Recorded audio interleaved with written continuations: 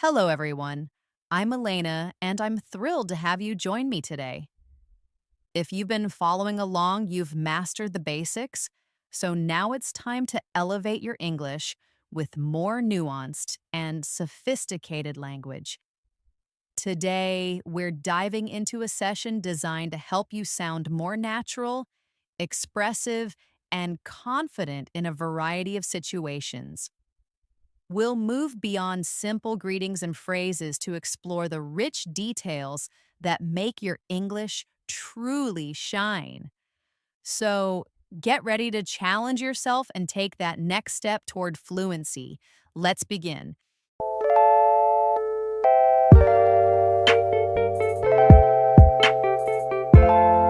Hello again, and welcome to this advanced English learning experience.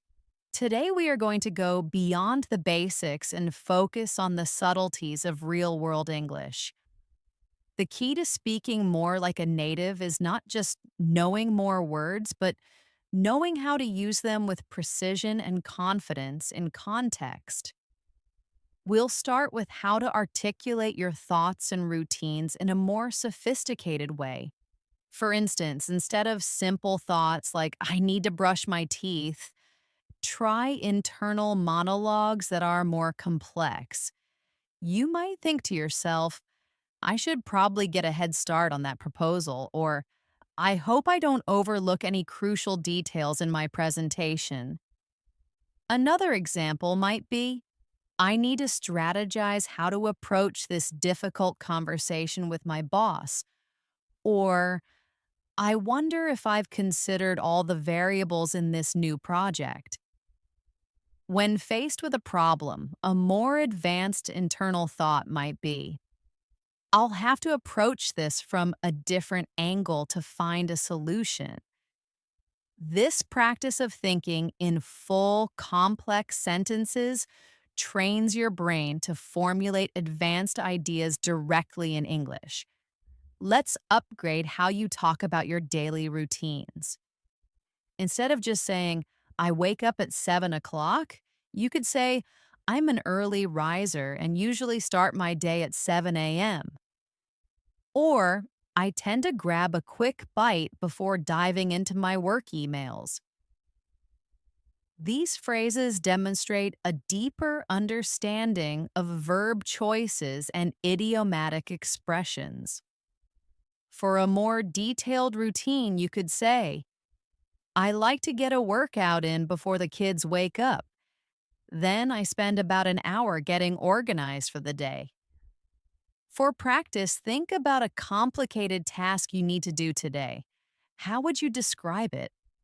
You might say, I need to tackle a daunting pile of paperwork, or I have to make a few vital phone calls this afternoon.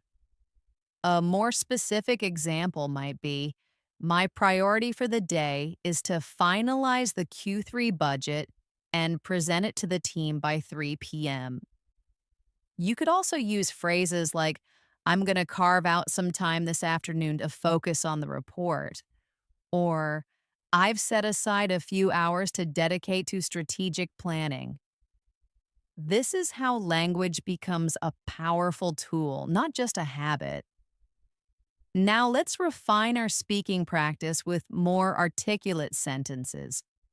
Repeat after me. I'm hoping to get ahead of my schedule today. Or, I have a feeling this week is going to be incredibly productive. Let's try a couple more. Say, I'm looking forward to a long and much needed break this weekend. And I'm determined to make some significant progress on this project before the deadline. For something with a bit more complexity, try, we've finally ironed out the last few details of the contract, so we're ready to proceed. Practicing these longer, more descriptive sentences helps you build confidence in expressing complex ideas. It's not about big, fancy words, it's about using the right words for the right situation. As you go through your day, let's upgrade our small talk and greetings. Instead of just How are you? Try more nuanced questions like, how have you been holding up? Or, what have you been up to lately? If you run into a colleague you haven't seen in a while, you could say, it's great to see you again. I hope you've been well. You could also try, it's been a while. How is everything on your end? Or in a more formal setting, I trust everything is going well with your team. For an informal chat with a neighbor, you might say, morning, how are you finding this weather? Or, good to see you, have a good one. Practicing these helps you sound more natural and engaged in conversation. Let's talk about the important skill of listening. At this level, it's about more than just hearing words, it's about catching the nuances, the tone, the intent, and the subtle meaning behind the words. Native speakers often use reductions like wanna for want to or gonna for going to. You've probably heard this before. Now try to listen for more subtle things like irony or sarcasm. For example, if someone says, oh, that's just perfect, after their phone breaks, you know they mean the exact opposite. Another example could be if a colleague says, that's a bold choice about a new idea. Depending on their tone, it could be a genuine compliment or a subtle critique. If they say it with a slightly raised eyebrow and a long pause, they likely mean the idea is questionable. Regular exposure to movies, podcasts, and interviews will help you pick up on these cues and improve your listening comprehension. Another great way to practice is to describe things in a more detailed, elegant way. Instead of saying, the table is brown, you might say, the old wooden table has a rich, dark finish. Or, the room is bathed in warm, natural light. This kind of descriptive language elevates your speaking from functional to beautiful. Try this now. Look around and describe something you see using 3 descriptive adjectives. For example, the old leather-bound book is sitting on the elegant mahogany desk.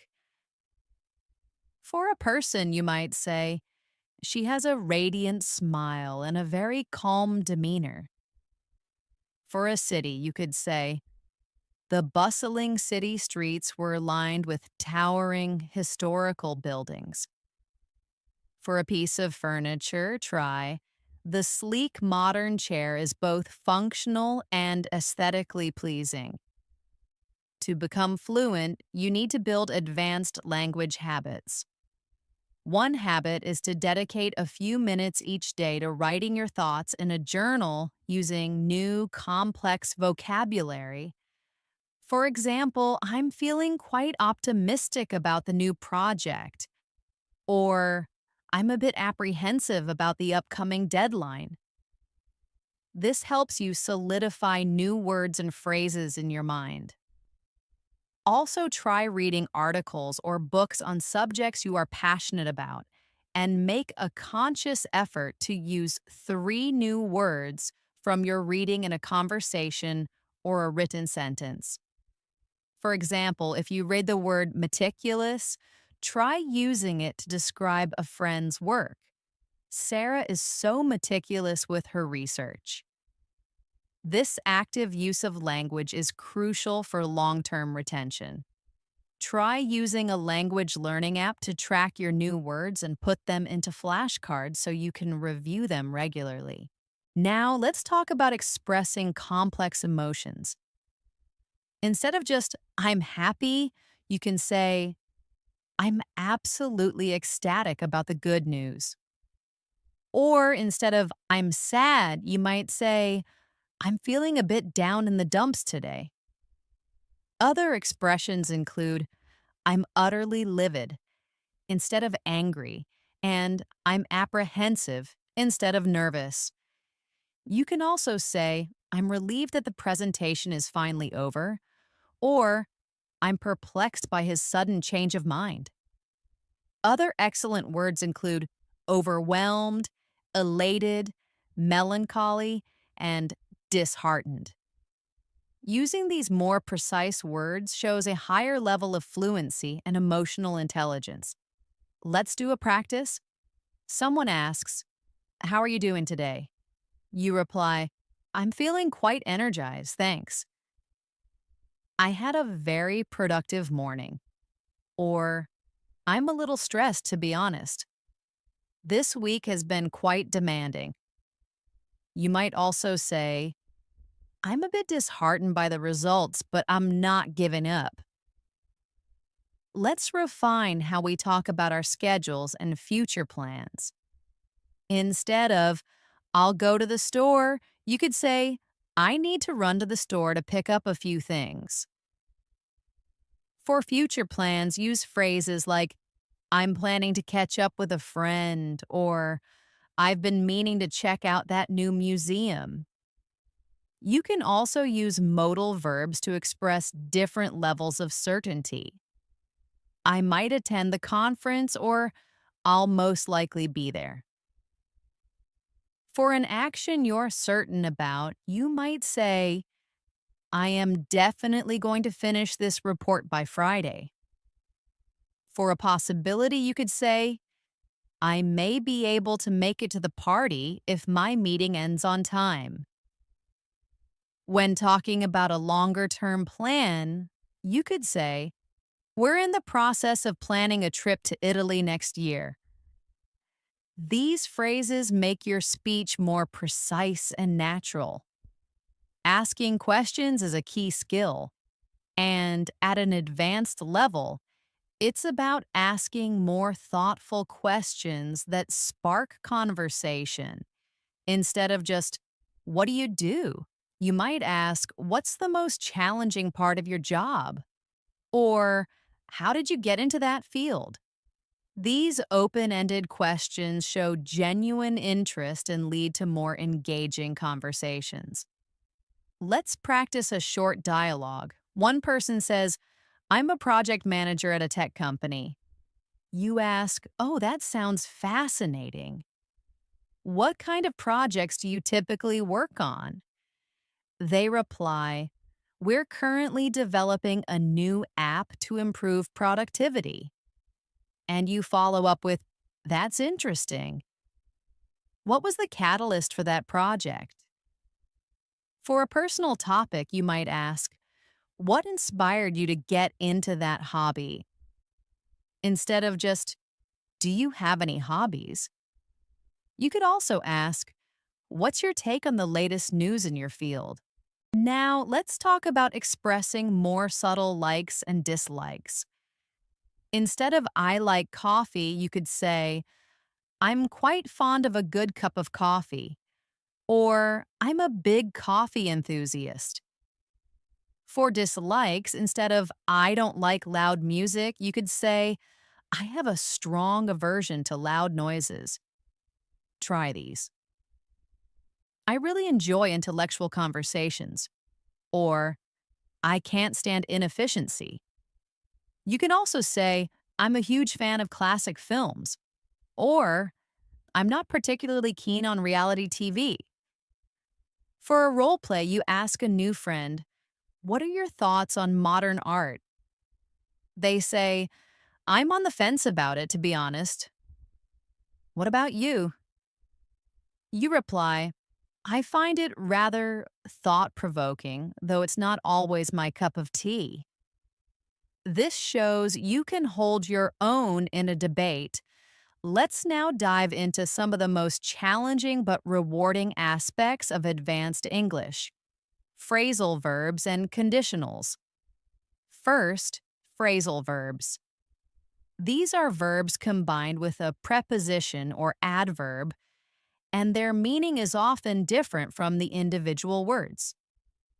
For example, okay, get over doesn't mean to literally climb over something. It means to recover from an illness or a difficult situation. You might say, or it took me a few weeks to get over that cold, or I'm trying to get over a difficult breakup. Another example is put up with, which means to tolerate something unpleasant. I can't put up with his constant complaining anymore. Practice these by creating your own sentences. Try using call off to mean cancel, bring up to mean introduce a topic, and look forward to express excitement about a future event. Next, let's look at conditional sentences. These are essential for expressing hypothetical situations. The zero conditional is for facts. If you heat ice, it melts. The first conditional is for a real possibility in the future.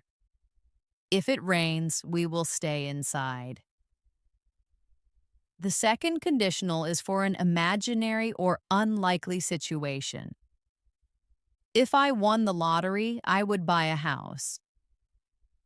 And the third conditional is for something that didn't happen in the past. If I had known you were coming, I would have baked a cake. Try practicing each of these out loud. For example, if I had more time, I would learn another language. Or, if the alarm goes off, the security team is notified. Let's also talk about making polite and professional requests. Instead of, "Can you help me?" you could say, "Would you mind lending me a hand with this?" Or, "I was wondering if you could assist me with this, please." If someone asks for a favor, you can respond with more than just yes. You could say, "Certainly, I'd be happy to help," or "I'd be glad to."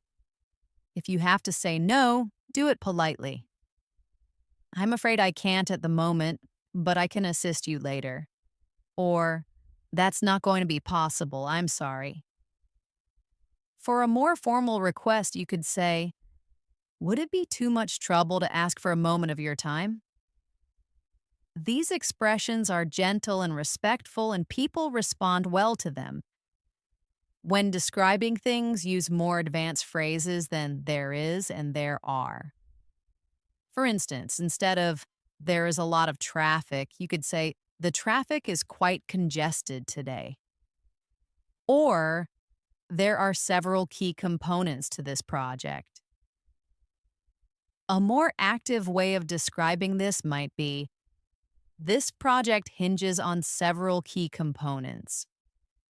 For a different example, instead of "there is a new building," you could say, "A new skyscraper now dominates the city's skyline." This type of language sounds more academic and polished.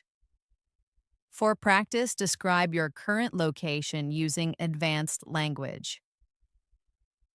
The room is meticulously organized with several books neatly arranged on the shelf.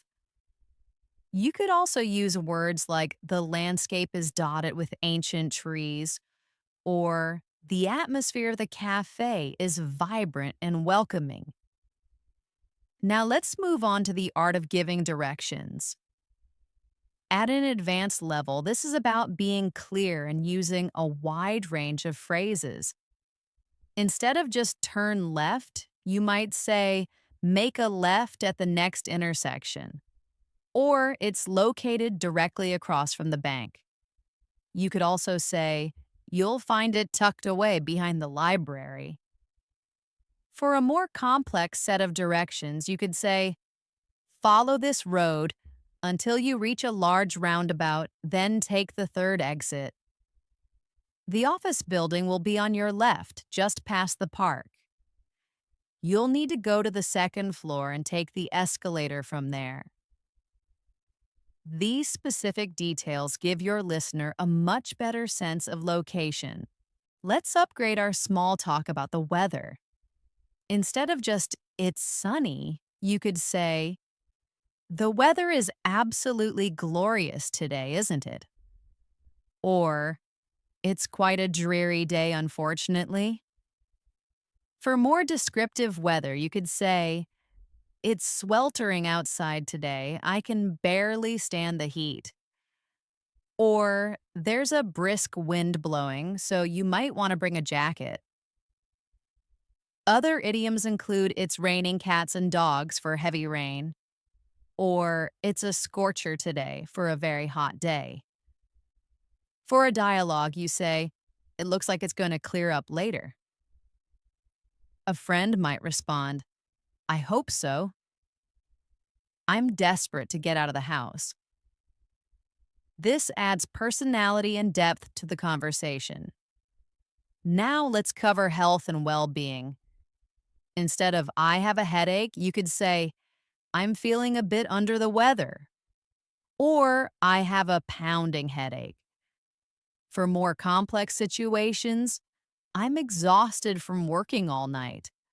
Or I'm feeling quite fatigued after a long day. Other useful idioms include I'm feeling a little out of sorts, which means you don't feel quite right. Or I think I've caught a bug, to mean you have a minor illness. Practice these. I have a splitting headache. I'm not feeling my best today. You could also say, my back has been acting up lately to describe a recurring pain. Let's discuss hobbies and free time using more advanced verbs. Instead of I like playing football, you could say, I'm a keen football player. Or I have a passion for painting.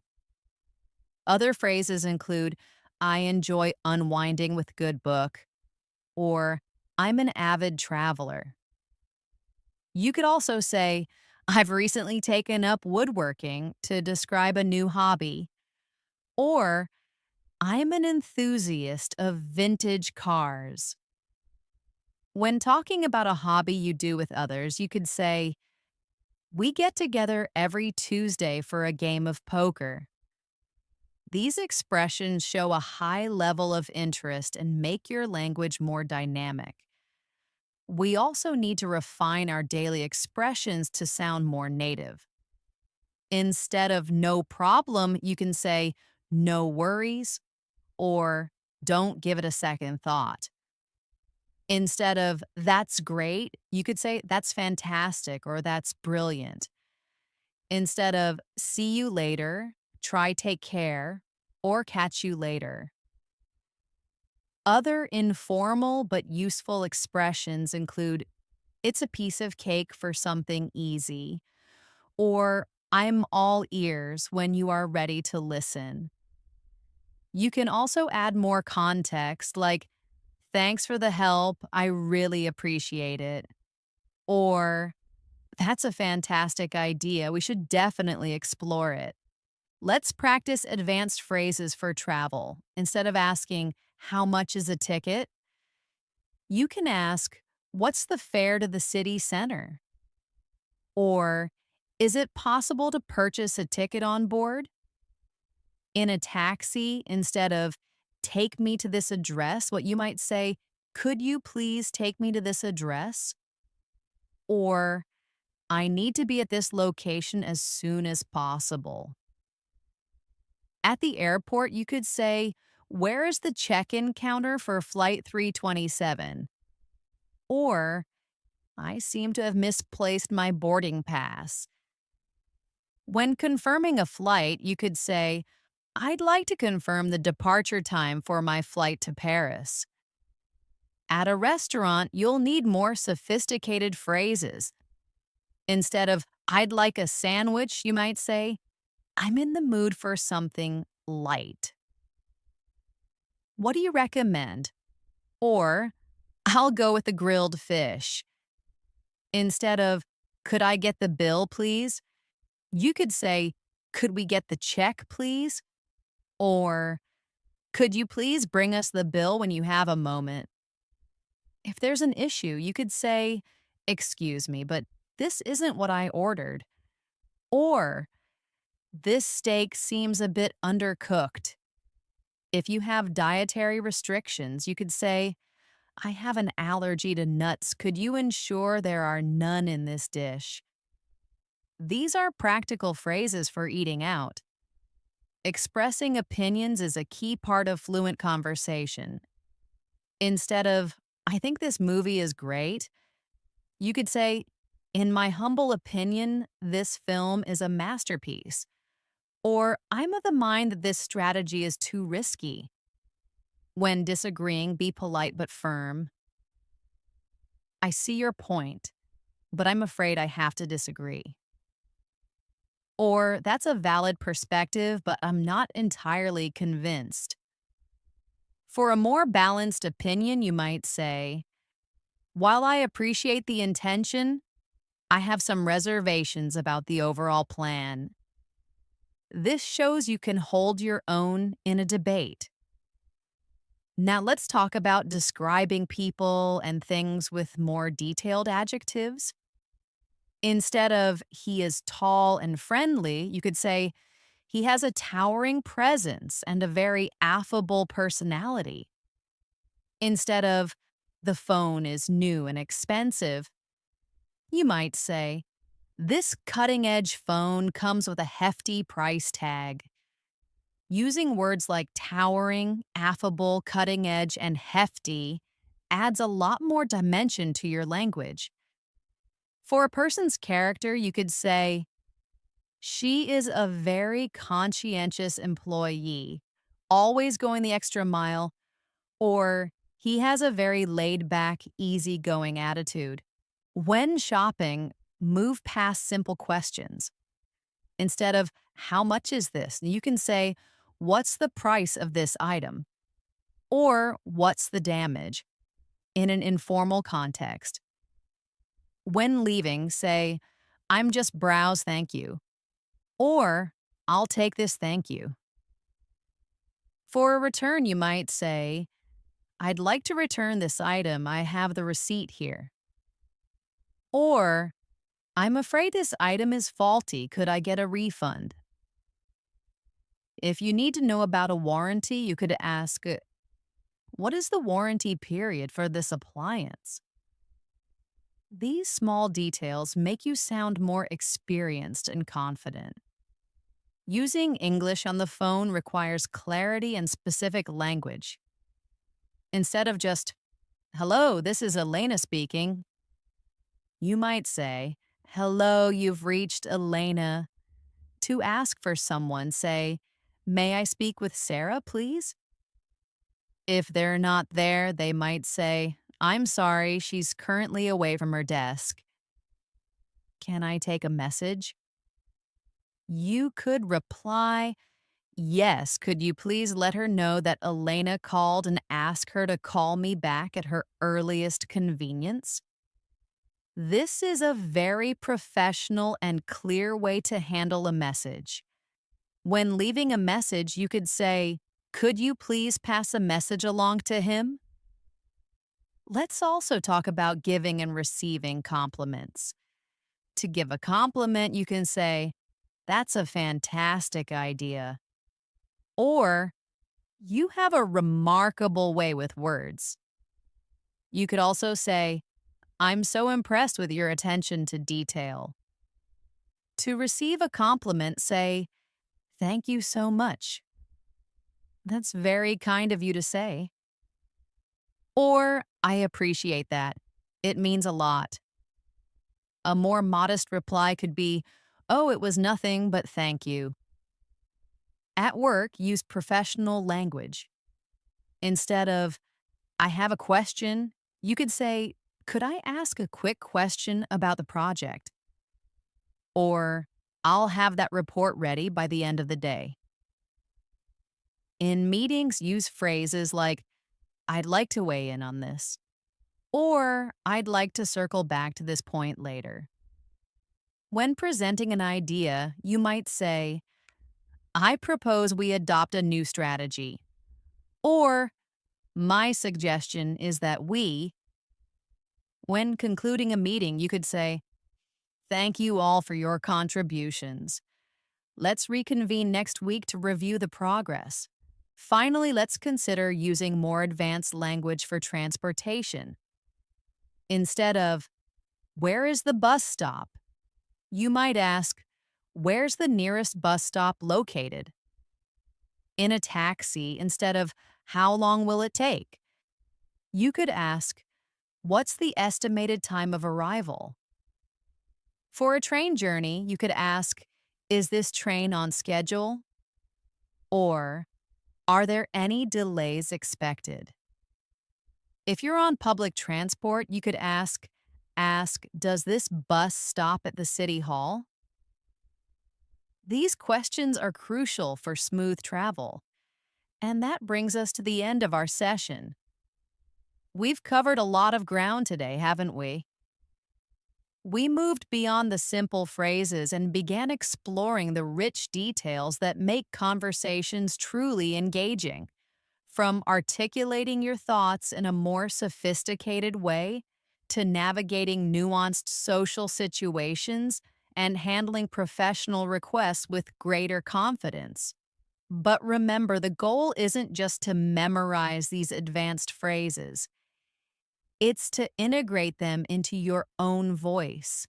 It's about finding the words that allow you to express your unique perspective with precision and grace. Learning a language is a journey, and every step you take, no matter how small, is a victory. The real magic happens when you start to feel that confidence building, when you no longer hesitate and your words flow naturally. That feeling of connecting with someone on a deeper level, of sharing your story and your thoughts without holding back. That's what this is all about. So keep practicing, keep pushing your boundaries, and know that you are not just learning English, you are building a bridge to new connections and new opportunities. If you found this immersive experience helpful and inspiring, and you want to continue this journey with us, please take a moment to hit that subscribe button. By subscribing to English in Moments, you'll ensure you never miss a lesson designed to help you become the fluent and confident speaker you aspire to be. We're a community of dedicated learners, and we'd love for you to be a part of it. I hope this session has been a powerful step forward for you. I'm Elena, and I'll see you next time on English in Moments.